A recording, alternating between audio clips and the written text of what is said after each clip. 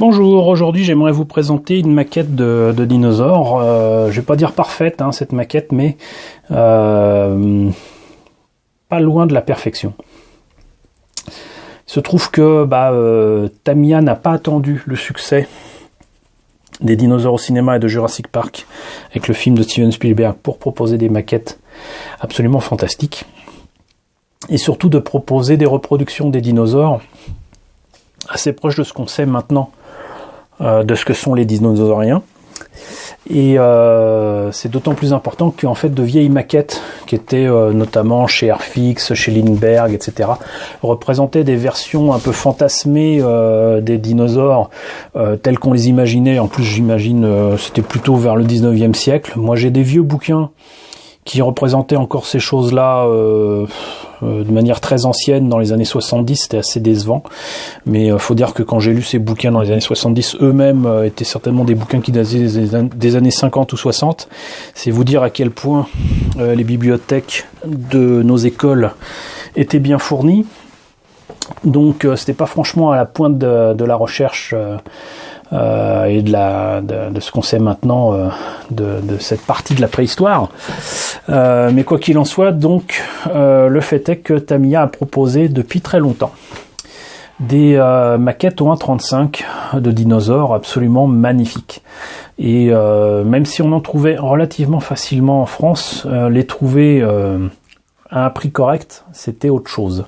Il faut savoir que Tamiya est proposé en France et distribué en France par une société qui s'appelle T2M. Et avec tout le respect que je leur dois pour ce qu'ils nous ont amené en France, le fait est que ce soit pour le matériel Tamiya ou les maquettes Tamiya, les proposer à bon prix, c'est pas ça.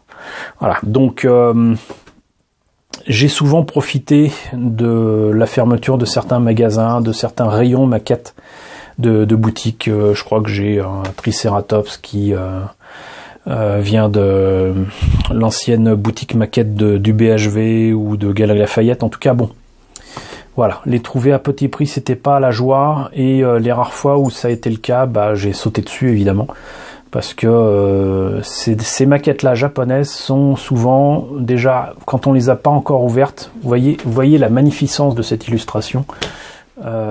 Ça vend du rêve, voilà, ça vend du rêve, c'est juste absolument magnifique. En plus de ça, c'est indiqué sur la boîte de toute façon, non seulement c'est en 1,35, il y a une référence humaine avec un petit personnage qui est livré dedans, mais en plus ils mettent que donc c'est totalement réaliste dans l'échelle et dans la pose. L'apparence de la peau est réaliste et naturelle, et surtout ça inclut ce que vous voyez ici, le diorama qui est là avec les petits ptérosaures et la plante, là, cette espèce de palmier ou de fougère, c'est dans le kit. Voilà. C'est juste la folie. On va continuer quand même de regarder un petit peu ce que donne la boîte avant de l'ouvrir. Donc, comme je disais, donc T2M pour Tamiya. Donc ça, c'est la référence que nous avons là. Le Tyrannosaurus, j'ai jamais réussi à le trouver, mais il existe évidemment.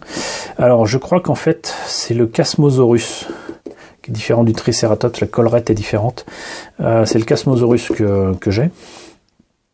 La maquette date de 93, cela dit, donc très exactement de la date quand est sorti Jurassic Park, mais il me semble que ces maquettes-là existaient avant.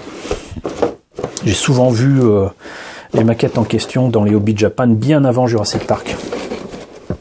Et alors ce qu'il y a de bien, c'est que au moins ils se limitent pas à une peinture, c'est-à-dire que là par exemple ils disent voilà, vous pouvez très bien le faire avec ces motifs-ci, ces motifs-là.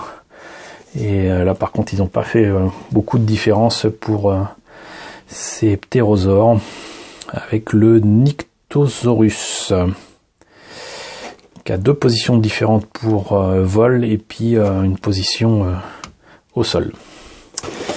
Voilà, donc la maquette elle était vendue à combien au Japon? Vous voyez, c'était 1600 yens, donc ça nous fait à peu près 15 €.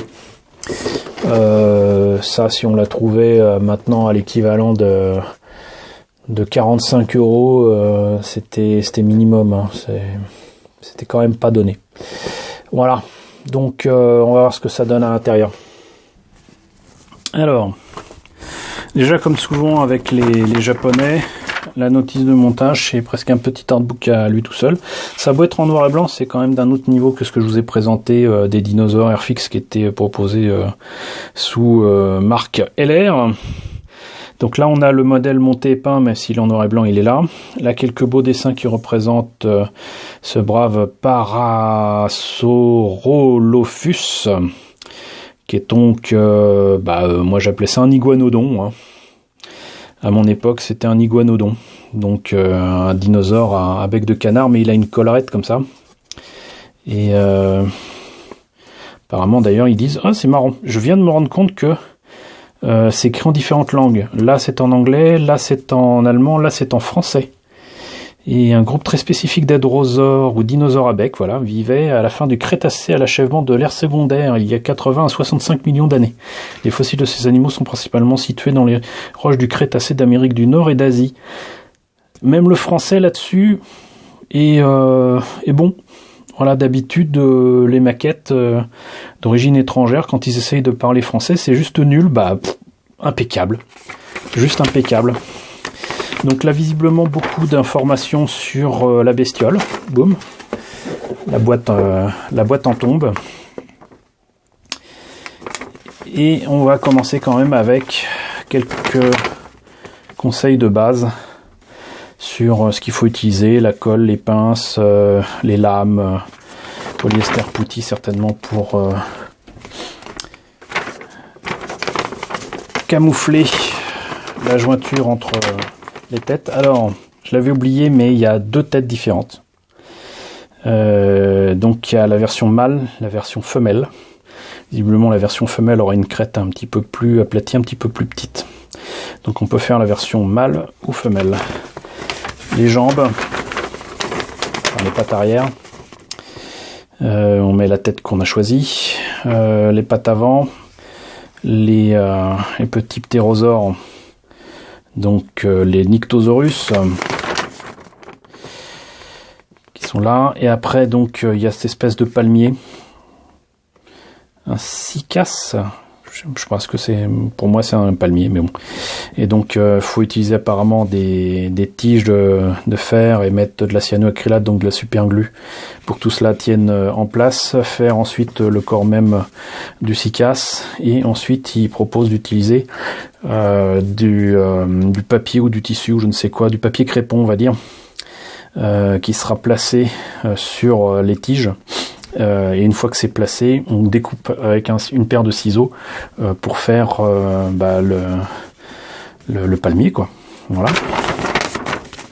De même, apparemment, il y a des tiges qui sont utilisées pour faire le socle sur lequel sera collé les petits ptérosaures. Donc ces bons sang de bonsoir de Nyctosaurus. Lesquels sont ensuite donc posés sur, je le disais, le diaporama complet, donc le socle avec donc tout le décor. Voilà. Et si ça nous amuse, on met donc le Parasaurolophus sur son socle. Il y a même la plaque dédiée pour indiquer de quel animal il s'agit, et un petit explorateur venu du futur avec sa tenue de safari qui permet d'avoir l'échelle par rapport à un être humain. Voilà. Ce qui est super avec Tamiya, c'est qu'il y a toujours beaucoup d'informations. Là, ils disent d'utiliser le polyester putty pour appliquer ici avec un coton-tige la pâte en question sur les jointures. Ils proposent d'utiliser évidemment leur bombe de peinture pour peindre, ou l'aérographe de chez eux. Ensuite, de faire du brossage à sec pour profiter de la texture et des formes qu'il y a sur l'animal. Ensuite, ils indiquent comment faire l'œil. Voilà, ça c'est toujours important de savoir comment faire l'œil. Et en fait, après, il y a les exemples de peinture. Et comme vous voyez, donc c'était en plusieurs langues, et là c'est donc carrément en français, et dans un bon français. Je suis épaté. épaté je suis. Donc je le disais tout à l'heure, il y a des tiges en métal. Donc vous voyez, les tiges en métal pour le palmier sont déjà vertes, et les tiges en métal pour les petits pérosaures. Donc j'ai les petits ptérosaures dont j'ai déjà oublié les noms, qui sont donc les bons sang de bonsoir de Quetzalcoatl. Non. En fait, on s'en fiche. Donc voilà. Tout est là. Et le papier crépon dont je parlais est là, est déjà imprimé. C'est du papier crépon, hein. Avec d'un côté c'est vert, de l'autre côté c'est un peu plus marron. Il n'y a plus qu'à découper en suivant les lignes.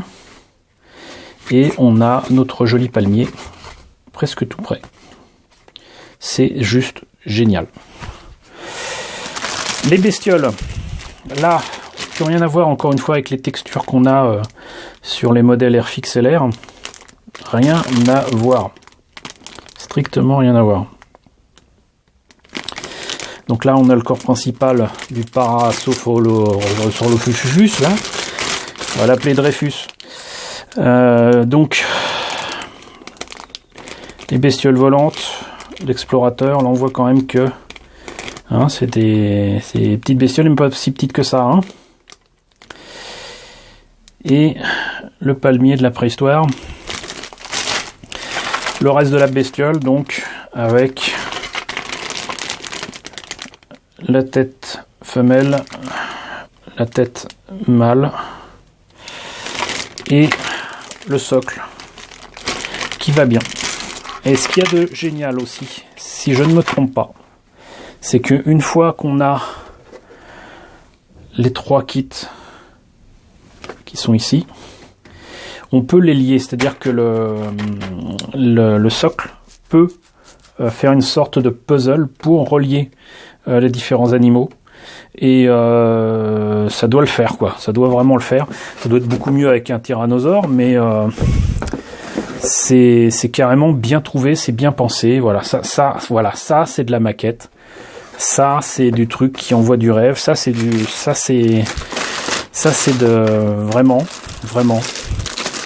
du modèle kit de qualité, qui en plus de ça a tout ce qu'il faut pour avoir le côté pédagogique, faciliter les choses, faire un bel objet et faire quelque chose de vraiment super sympa. Donc voilà, j'en ai pas terminé avec cette collection, comme je vous le disais. Donc il y a le Chasmosaurus que je vais certainement vous présenter sous peu. J'ai retrouvé une petite boîte avec des petits vélociraptors, ce qui prouvera d'ailleurs que les vélociraptors de Jurassic Park sont beaucoup trop gros. Ils sont beaucoup plus petits que ça. Et j'allais dire en vrai, mais oui, voilà, en vrai. Et donc voilà, j'aurai d'autres maquettes encore de Tamiya, de dinosaures à vous présenter. Et elles sont toutes de cette qualité-là, donc préparez-vous aussi à être émerveillés. Voilà, bah écoutez, j'espère que cette présentation de ce Parasaurolophus vous aura plu. N'hésitez pas à me dire ce que vous en pensez dans la section commentaires. Il y a un petit peu d'indulgence concernant la prononciation de ces bestioles. J'adorais les dinosaures quand j'étais plus petit, mais à mon époque ils avaient un autre nom. Hein. Le Vélociraptor c'était le Deinonychus, l'Iguanodon n'était pas encore un je ne sais quoi, un Corythosaurus ou quoi. Donc le Corythosaure c'en est encore un autre. Mais bon, bref. Donc moi j'ai appris malheureusement avec les dinosaures d'Airfix. Si j'avais su, j'aurais attendu quelques années d'apprendre entre guillemets les vrais noms. Voilà, donc n'hésitez pas à me dire ce qu'il en est dans la section commentaires. N'hésitez pas à liker, n'hésitez pas à partager, n'hésitez pas à vous abonner si ce n'est pas déjà fait. Je vous retrouve très bientôt pour de nouvelles vidéos et de présentation de maquettes de dinosaures.